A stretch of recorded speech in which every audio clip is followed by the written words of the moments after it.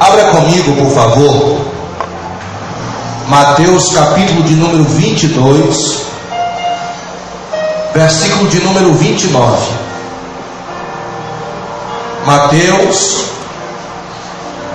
22, 29. E ainda fazendo aqui as mesmas considerações que eu fiz no começo do culto, quero aqui salientar mais uma vez. Irmãos, eu muito me preocupo com esse entendimento que os crentes têm absorvido durante alguns anos, os anos que têm como crente. Já tenho batido na tecla aqui nessa igreja a respeito dessa guerra.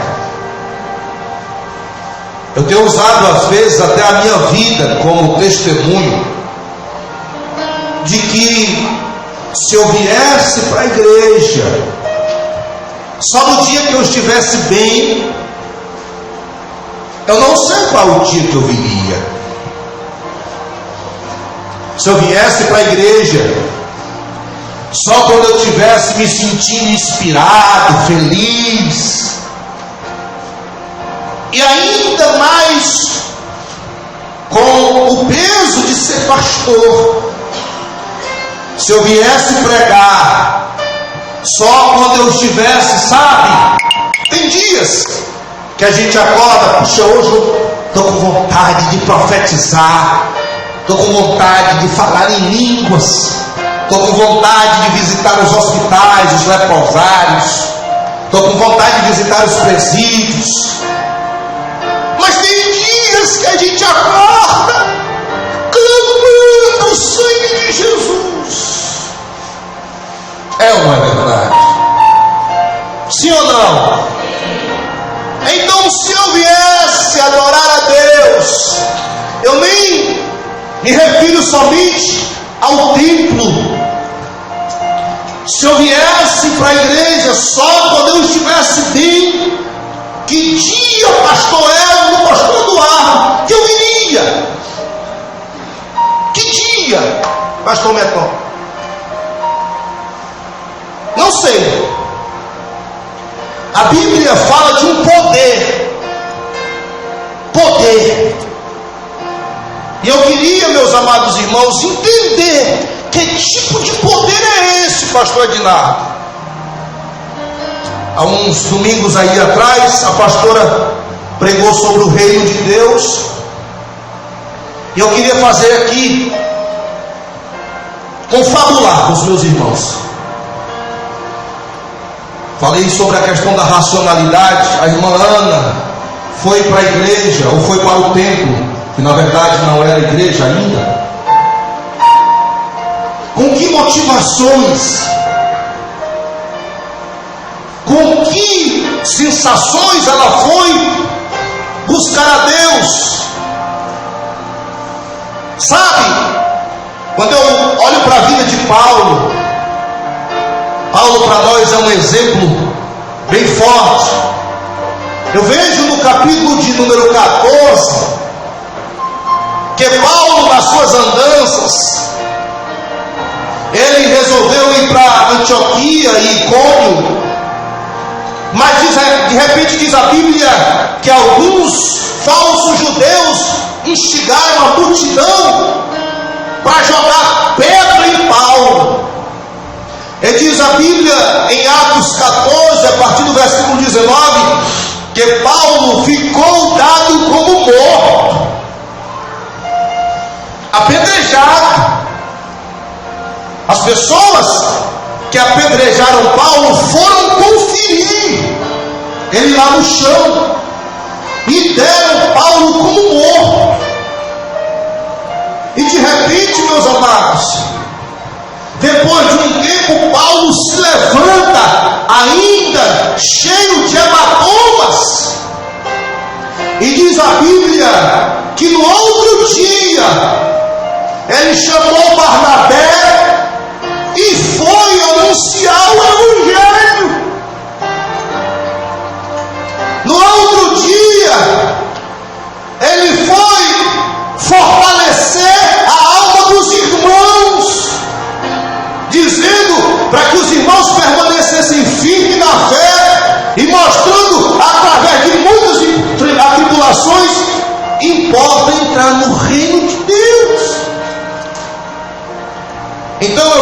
para os meus irmãos abrirem em Mateus 22, 29, porque nós queremos discorrer sobre esse poder.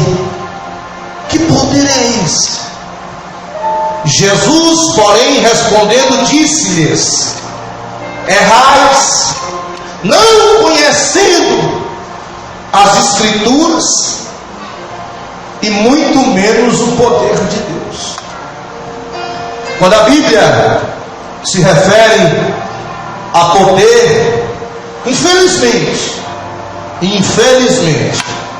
alguns neófitos acreditam que esse poder é tão somente acrobacias ou manifestações no corpo. Entenda bem, às vezes a pessoa entra num templo religioso, está acontecendo essa atmosfera de alegria, a gente chora, a gente cai no chão, é um momento, é um movimento. Às vezes a gente esperneia, às vezes a gente pula, alguns sapateiam. Mas eu queria saber se o que Jesus está prometendo na sua palavra se refere somente a movimentos. Por que é que eu não sinto essa mesma alegria, esse mesmo poder, essa mesma satisfação nos momentos ruins da minha história? Por que é que eu só sinto vontade de sapatear, de pular, de gritar, com essa alegria do Espírito, só nesses momentos aqui? É tanto que tem pessoas que saem da igreja e dizem: puxa, a vida acabou, eu vou para minha casa, o Espírito saiu. O que eu quero dizer, meus amados irmãos, é que se esse poder que a Bíblia fala, ou menciona nesse texto, e até mesmo em muitos outros, está relacionado a manifestações acrobáticas, o que dizer dessas pessoas que pulam, gritam, rodopiam, falam até em outras línguas, mas não mudam? O que dizer delas? O que dizer de pessoas que só sentem a presença de Deus em movimentos?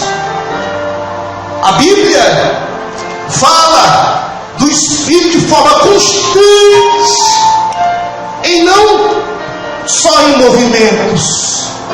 Quem ou quantos aqui acreditam que o Espírito Santo está conosco 24 horas do dia? Levante a mão e dá glória a Deus. Mas por que é que nós entendemos só que Deus se resume a esses momentos? Ou por que é que eu só sinto a vontade de manifestar esse poder que o Espírito Santo manifesta em mim só em movimentos? Por que é que quando uma luta bate a minha porta, eu não sinto vontade de falar em línguas? Por que é? Por que é que uma coisa, quando sai de sua ordem normal, eu não sinto vontade de sapatear? Por que é?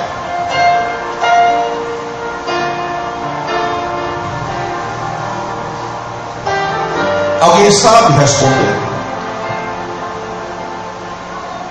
Eu quero dizer, meus amados, que eu sou cristão da Assembleia de Deus, que eu creio no poder de Deus, creio na Bíblia sem restrições, creio que ela é inerrante, infalível, inequívoca, como está escrito em 2 Timóteo 3, 16 e 17.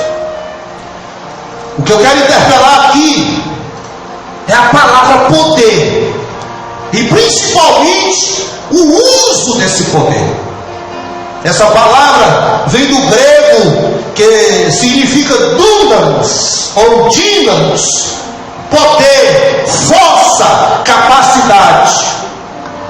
E o que tem me entristecido nesses últimos tempos é que algumas pessoas que têm esse poder para pular, gritar, sapatear, ou coisas de movimentos, que eu, abro aspas, não tenho nada contra.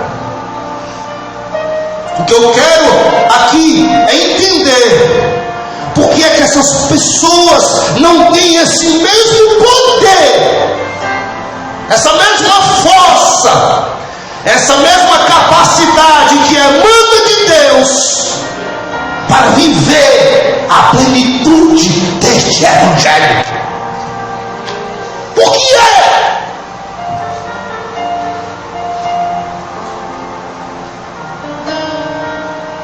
Por que é que nós não temos poder para resistir o pecado? Por que é que não temos a capacidade de viver o evangelho quanto ao que ele nos ensina? São tantos frutos que emanam do fruto do Espírito Santo, que nos outorga, que nos dá poder para ter domínio próprio, mansidão, temperança, humildade, amor, enfim. Talvez a palavra incoerência fique evidenciada no que tange a esse contexto desse poder.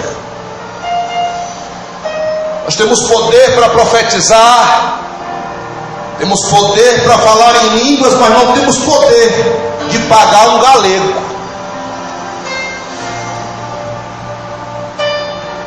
Que bate a nossa porta pedindo a parcela da panela, e de repente alguém é obrigado a mentir e dizer para o galego: vai ali e corre na porta, diz para ele que eu não estou. O próprio pastor Enildo vivenciou uma experiência parecida com essa, porque ele já viveu assim. Não sei se é galego a palavra que se dá, camelô, não sei. Galego? Uma vez ele bateu numa porta, essas portas ainda, que eram pela metade, abre embaixo, abre em cima, e de repente a pessoa abriu a porta, e a criança disse: olha, minha mãe não está em casa, mas como ela tinha aberto também a parte de baixo, os pés da mãe dele estavam escondidos assim, deu para ver os pés. Mamãe não está aqui. Aí o pastor Enildo disse: pois diga ela que quando sair leve os pés. Ela saiu e deixou os pés dela ali. Sabe, irmãos, é isso que tem manchado o evangelho no meio do mundo. Nós temos poder para umas coisas e não temos poder para outras. O indivíduo compra e não paga, vive uma mentira religiosa, engana, sabe? No trabalho dele, seja o que for, ele engana para se dar bem, ele mente, ele rouba. Nós vivenciamos, infelizmente, estou aqui dando um testemunho, nós fomos para um centro de recuperação apresentar um teatro lá, não sei se é aqui na Mucunã, no Zado Viana, por ali. E apresentamos o teatro lá, eu dei uma palavra, e uma das nossas irmãs integrantes do teatro esqueceu uma chinela. E depois nós tomamos conhecimento da boca de um interno que a dona do centro de recuperação tinha dito: oh glória, fomos abençoados, Deus mandou uma chinela. Conhecendo a igreja que foi para lá, e as pessoas começam a entender que certos comportamentos fazem parte de uma bênção, quando na verdade é uma maldição. Sabe, irmãos, nós precisamos rever os nossos conceitos sobre o que é verdade, sobre o que é relativo, sobre o que é de Deus, o que não é. Porque infelizmente esse mundo tem tido a capacidade de forjar, forçar e mudar até a nossa própria identidade. Aquilo que é de Deus, Ele não agride, Ele não maltrata, Ele não oprime, Ele não se submete às coisas desse mundo infeliz. Queridos e amados irmãos, o poder que eu queria deixar aqui como ensinamento bíblico, ele não tem nada a ver com movimentos, ele não tem nada a ver com sensações, ele não tem nada a ver com circunstâncias temporais. Pelo contrário, o poder de Deus, ele repousa na nossa vida para a gente viver segundo a vontade de Deus, como um revestimento de Deus, com a graça de Deus, com o fruto de Deus, com o Espírito da verdade, com uma vida conforme os ditames de Deus.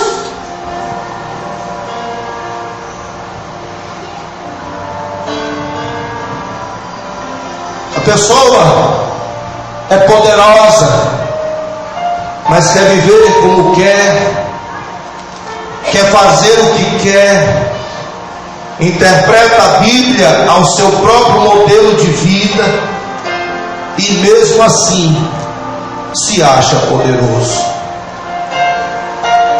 Eu queria aprender com o poder que a Bíblia me ensina, que esse poder, ele representa um revestimento.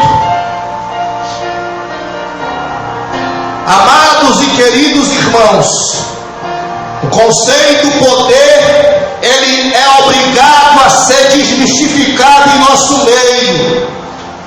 O poder bíblico faz menção a uma força especial dada por Deus através do seu Espírito, com o intuito, com o objetivo de dar uma força extra aos cristãos em manifestação corpórea na sua vida aqui embaixo.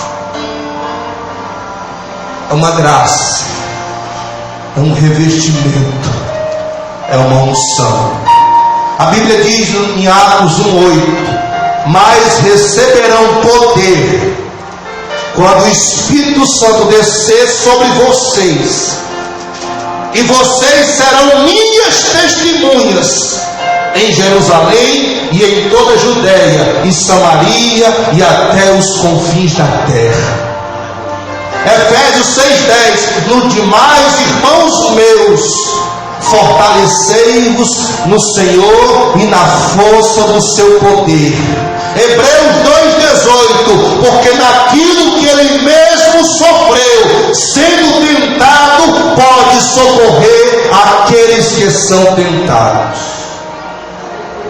Esse poder é uma força extra, é uma capacidade que o Senhor nos dá para a gente conseguir viver aqui embaixo, para a gente conseguir vencer essas guerras aqui de baixo. Eu até, consultando ao Senhor, perguntei a Deus: Senhor, o que é que significa quando Paulo diz que somos mais que vencedores? É exatamente atrelado a esse texto que eu estou dizendo. Somos mais que vencedores porque recebemos de Deus capacidade extra para vencer as guerras aqui embaixo e glorificar o nome do Senhor com esse revestimento, com essa unção, com esse poder. Queridos, podemos até fazer comparações aqui. Estamos cercados de uma ilha aonde todas as pessoas, ou a maioria delas, falam a mesma língua, pecado. A gente sai de uma igreja como essa aqui, no Maranguape, e abre a porta. Quando passa do portão, a gente vê outdoor com imagens de pecado. A gente que comunga socialmente falando, ou no trabalho, ou na faculdade, ou na escola, comunga com pessoas que não comungam da mesma fé que nós.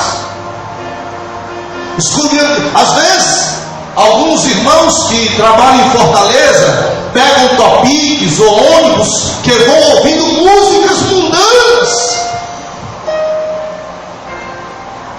E de repente, meus amados, nós precisamos de um revestimento maior para não permitir que essas coisas do nosso meio de alguma forma mazelem a nossa alma. E precisamos desse poder para quê? Para ficar firme no Senhor e glorificar o nome do Senhor e dar exemplo para aqueles que não são, dizendo para eles que nós temos esse poder, essa autoridade de viver no meio de pecadores e não se contaminar com o pecado deles. Aleluia. Aleluia. Poder não é grito. Porque se poder fosse grito, pastor, fazendo comparações esdrúxulas, mas fazendo, pouco não morria. Pouco não morria. Começava a gritar e tinha que aguentar-se. Poder não é pulo, porque se fosse pulo, os maiores e os mais vencedores dos animais seriam o canguru, até mesmo o sapo. Não é isso que a Bíblia ensina. Eu posso pular? Posso. Eu posso sapatear? Posso. Eu posso vivenciar movimentos? Posso. Mas se eu quiser entender mesmo esse poder, eu vou te dar aqui um texto bem explícito para realçar e ratificar o que realmente a palavra quer falar sobre poder. Me dê, pastor. Filipenses, capítulo de número 4, versículo de número 11, 13 ao 19. Olha o que diz a Bíblia.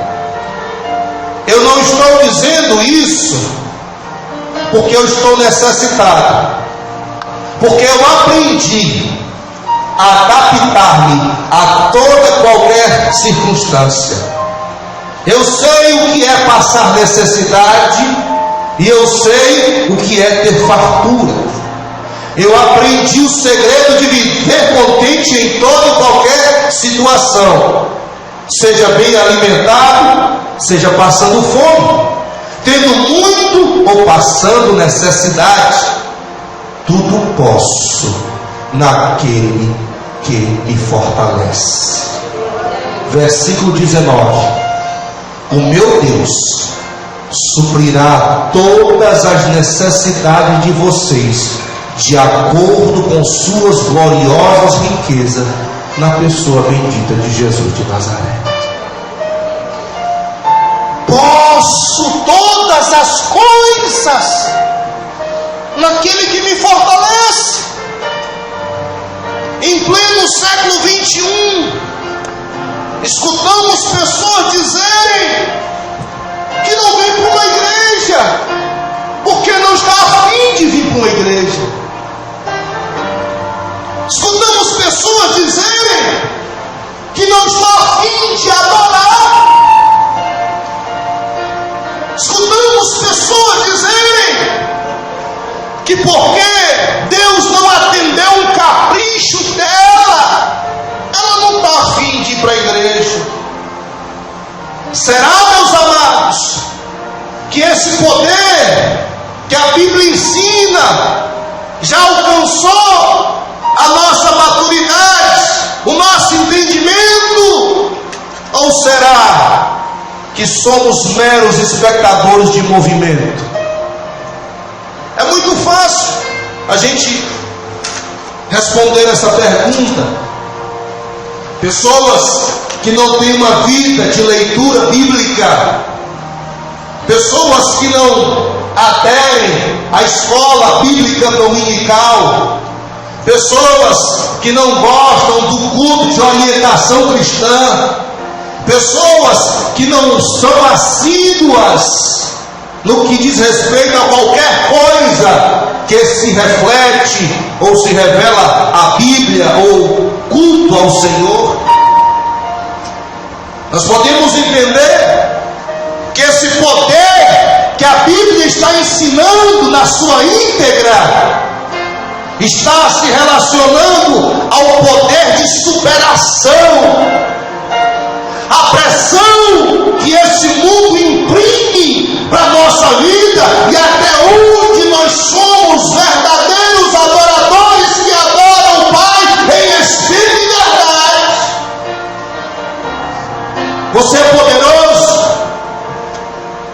para aguentar a pressão? Não é por acaso, meus amados irmãos, que muitos adeptos de Cristo têm abandonado o barco. Não é por acaso. Jesus, após o milagre do pão e do peixe, resolve agora doutrinar o povo. E muitos daqueles que estavam ali começam a ir embora. Alguém, agora preocupado com o esvaziamento da multidão, grita e diz ao Senhor: Senhor, as pessoas estão indo embora. Hoje não é culto de doutrina, hoje é culto de milagre. Já comeram pão, já comeram peixe, o povo está indo embora. Essa palavra é dura demais, quem é que pode resistir? O Senhor, olhando para ele, diz: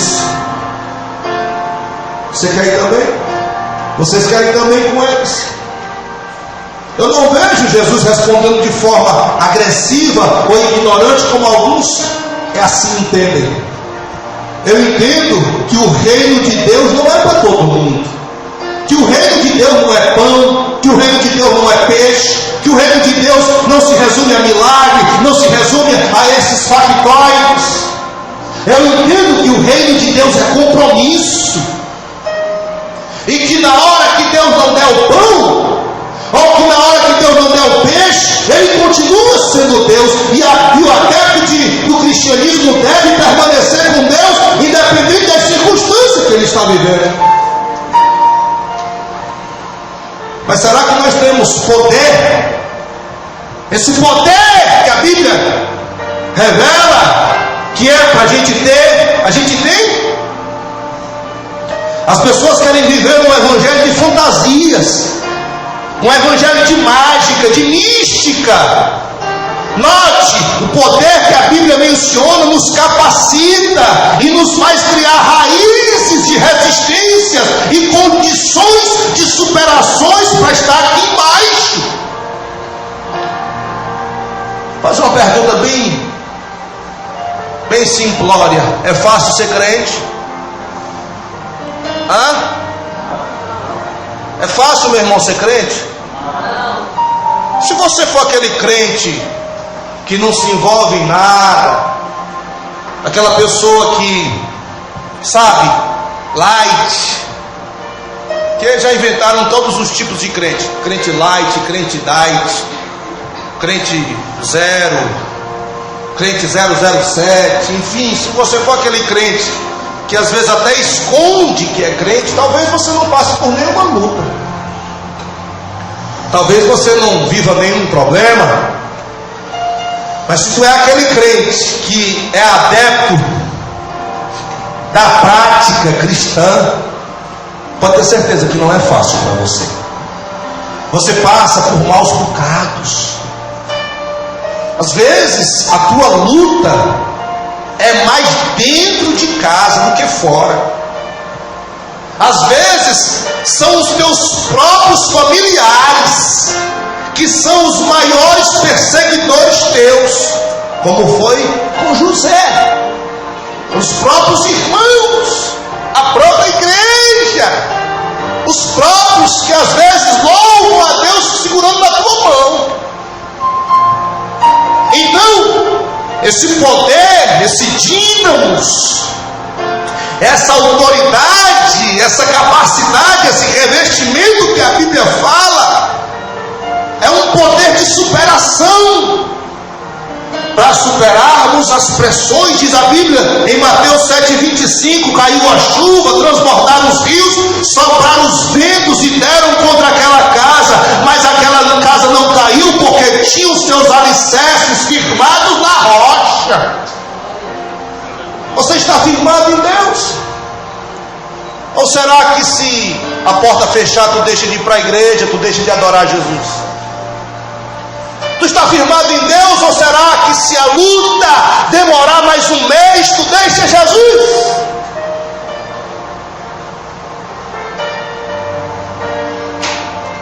Será que se as coisas acocharem um pouquinho, porque não é nem tudo relacionado ao diabo, é o próprio Deus que está te provando, será que se Deus te provar só mais um pouquinho, tu não vai aguentar o rojão e vai desistir? São perguntas, meus amados, que precisam ser respondidas por nós mesmos, a nós mesmos. Eu sinto a presença de Deus tão alegre, porque a igreja está louvando, a igreja está chorando, os irmãos estão uns falando em línguas, outros tendo visões. Eu sinto.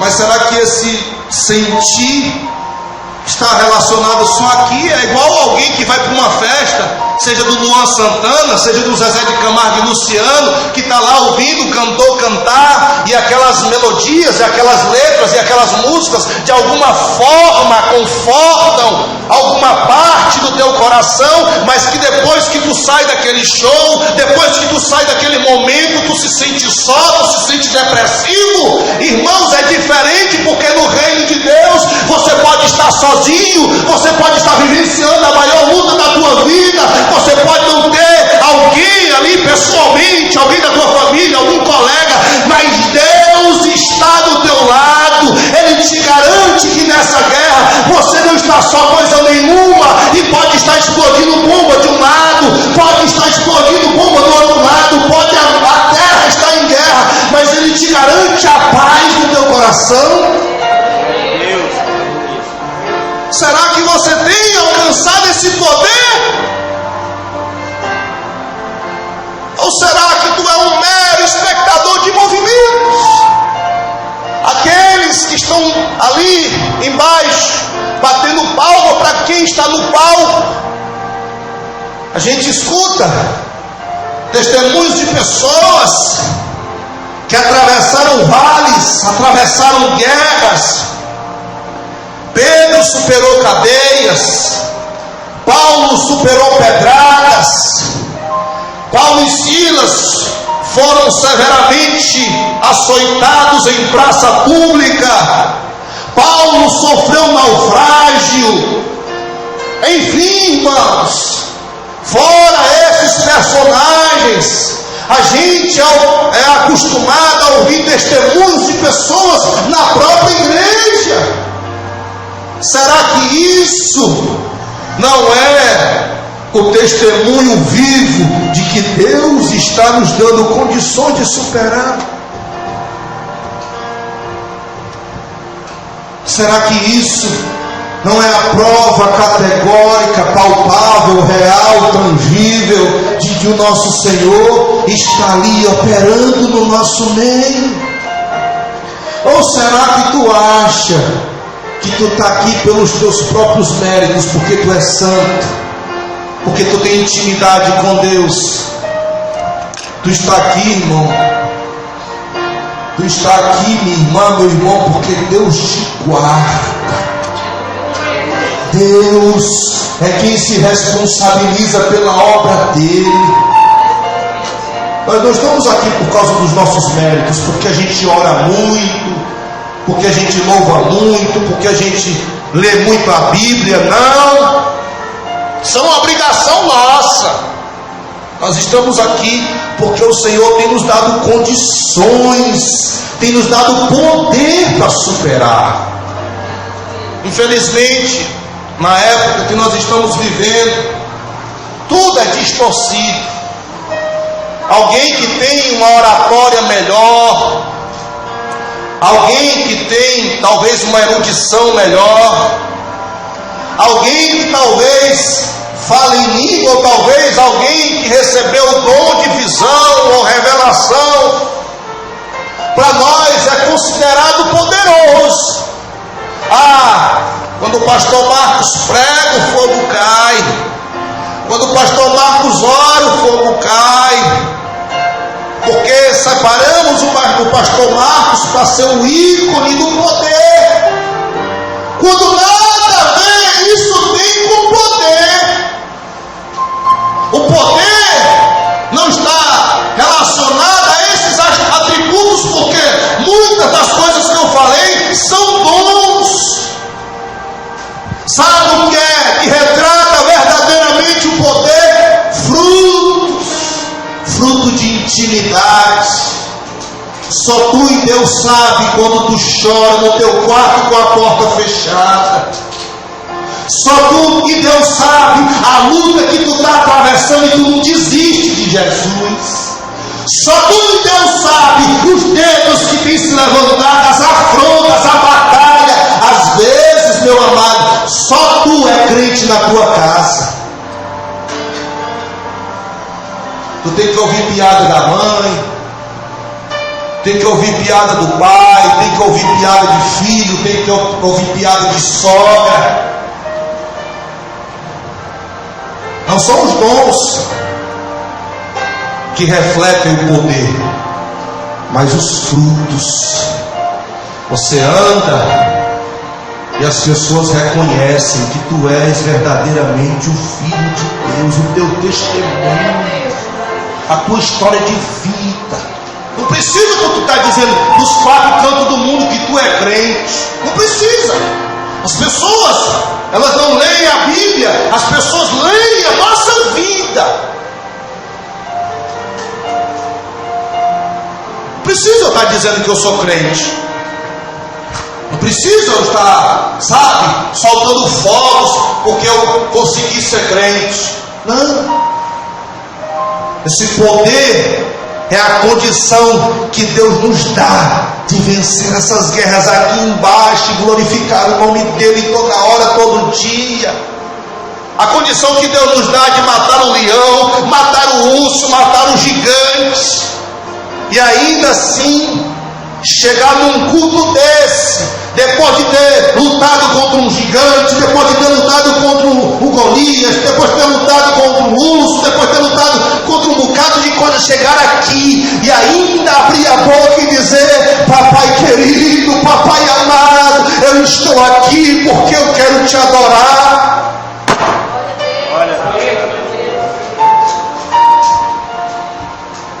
Graças a Deus, glórias te dou porque eu consegui chegar a esse culto. Não pelos meus méritos, não pela minha força, porque Paulo dissera: posso todas as coisas em quem? Naquele que me fortalece, naquele que me dá força, naquele que me sustenta, naquele que me dá energia, naquele que me dá ânimo, naquele que me dá entusiasmo, naquele que me dá o ar que eu respiro, naquele que me alimenta, naquele que me sustenta, naquele que começou a boa obra e vai completar. Nele!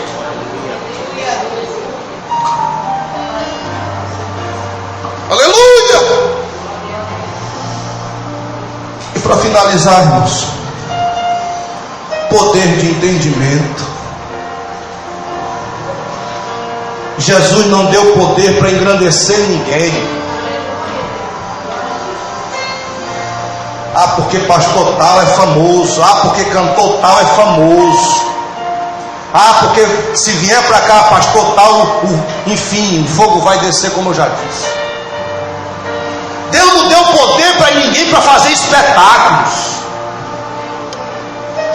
Deus não deu poder para ninguém para enfatizar mais a criatura do que o Criador. Até porque, irmãos, todo mundo sabe aqui que Deus não dá a glória dele para ninguém. Deus para fulano de tal. É por isso, irmãos, que a gente entende. Algumas pessoas dizem assim: pastor, Moisés não entrou na terra prometida, que covardia. E o Senhor chamou Moisés para o cume do monte, e lá mesmo o Senhor enterrou Moisés. Não teve quem achasse o corpo de Moisés. Josué e os outros homens entraram em Canaã, mas Moisés não entrou. Depois que o Senhor enterrou o corpo de Moisés, que eu não sei aonde foi que ele enterrou, os homens subiram procurando o corpo dele. E sabe por que foi que Deus não deixou achar o corpo de Moisés? Porque até hoje ia servir de peregrinação para as pessoas irem adorar o corpo ou o lugar que Moisés foi enterrado. Olha, querido, tudo que Deus faz é bem feito. Nós precisamos desse poder de entendimento, porque infelizmente as pessoas estão hoje mais enfatizando o chapéu do apóstolo, o paletó do pastor, o lenço do bispo, a toalha do reverendo. Infelizmente nós que falamos tanto de idolatria,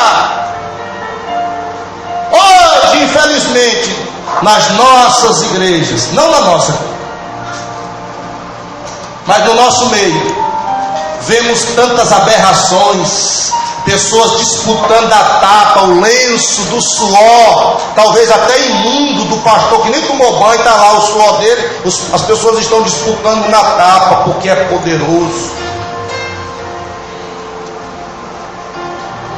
Sabe, irmãos, nós precisamos entender que esse culto só é culto porque Jesus aqui é a estrela maior da história. Não é o pastor, não é o irmão que ora e o fogo cai. É Deus, é Deus. Queridos, o Senhor não quer que enfatize o barro, o Senhor quer que enfatize o olheiro. A nossa maior satisfação, sabe qual é? É ser um mero pincel na mão do pintor, usando o mesmo entendimento que João nos ensinara. Ele é aquele que vem depois de mim, cujas correias da sandália eu não sou digno de desamarrar. Nós precisamos entender, eu estou finalizando, mas isso aqui aconteceu também nos tempos de Jesus. Jesus direcionou 70 discípulos para irem fazer a obra do Senhor, e esses discípulos voltaram alegres, saltitantes, sorridentes. Você acompanha isso em Lucas 10, 17 ao 20. Os 72 voltaram alegres e disseram: Senhor, até os demônios se submetem a nós em teu nome.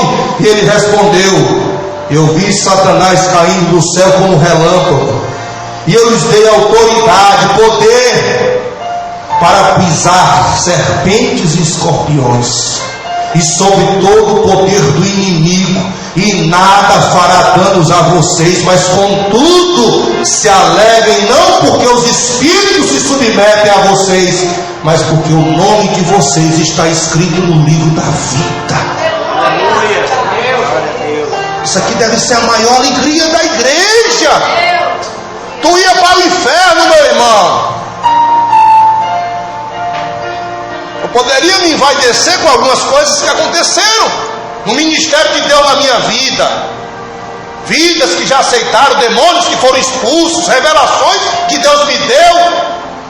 Mas graças a Deus, Deus me deu esse entendimento, porque eu sei o que é que eu como, eu sei o que é que eu bebo, eu sei o que é que eu sou. E eu sei que sem Deus eu não sou nada.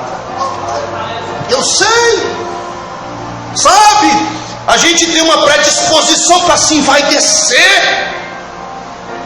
Pastor Marcos, o senhor pode vir aqui ligeiro, porque eu já chamei A, já chamei B, e o demônio não sai. E eu sei que se eu chamar o senhor, o demônio sai. Pastor Marcos, vem aqui, porque a tua oração é assim assada. E se essas palavras não forem bem administradas por mim, lá está eu, um besta,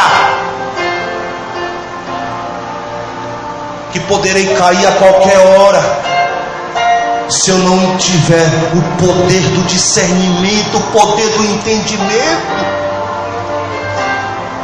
Não se alegrem, meus irmãos, meus filhos, porque os demônios caem por terra, porque o cego enxerga. Não se alegrem porque o coxo anda. Não se alegrem, não bote na televisão, não bote na mídia. Não faça apologia a homens, porque eu digo para vocês que vocês têm que se alegrar, é porque o nome de vocês está escrito no livro da vida.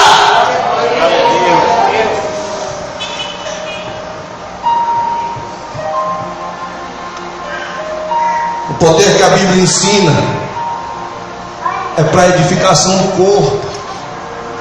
Vamos supor, irmão, se aqui tivesse uma pessoa que discernisse línguas estranhas, e ela fosse a única que alguém falasse em línguas e ela conseguisse interpretar, e se isso fosse mal administrado, ela poderia entrar no vácuo da vaidade e cair a qualquer momento. Porque tudo que Deus dá, Ele não dá visando o Marcos, Ele não dá visando o Eduardo, o Eldo. O que Deus dá é visando o corpo, a igreja, o todo. Se não é para a glória de Deus, se não é para o corpo inteiro, não é para a glória de Deus. É para o homem, é para a vaidade, é para a besteira.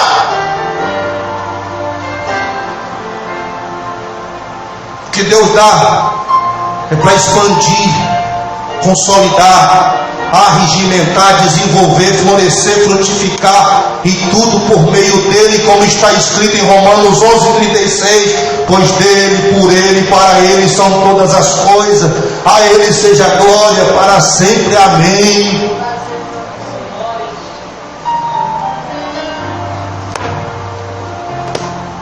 Que essa noite, meus amados, através desse simples sermão, consigamos pedir a Deus essa capacidade, esse poder. A gente pode pedir dons? Pode. A gente pode ter visão? Pode. É bíblico. Mas por que é que muitas coisas não passam do teto? Porque a gente pede as coisas para nós. Não temos discernimento, não temos entendimento. O que pedimos para o nosso próprio deleite, para a nossa própria vaidade. E Deus não responde. E Deus não dá, e Deus não opera. Porque Deus sabe que nós somos barro. E barro se quebra fácil. Se pintar o barro muito, se alisar muito o barro, se botar, sabe, algumas coisas, o barro pode quebrar.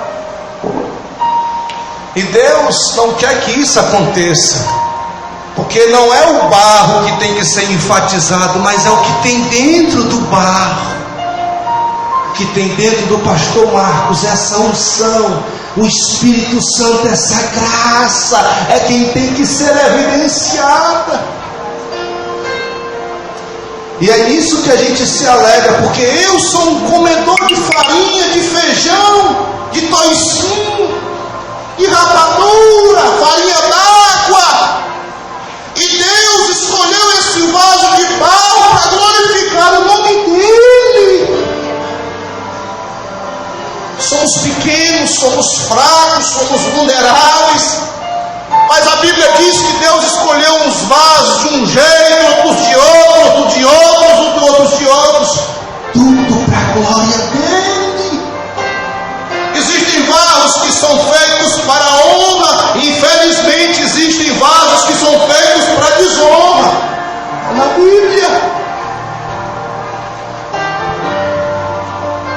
E nós precisamos essa noite ter a capacidade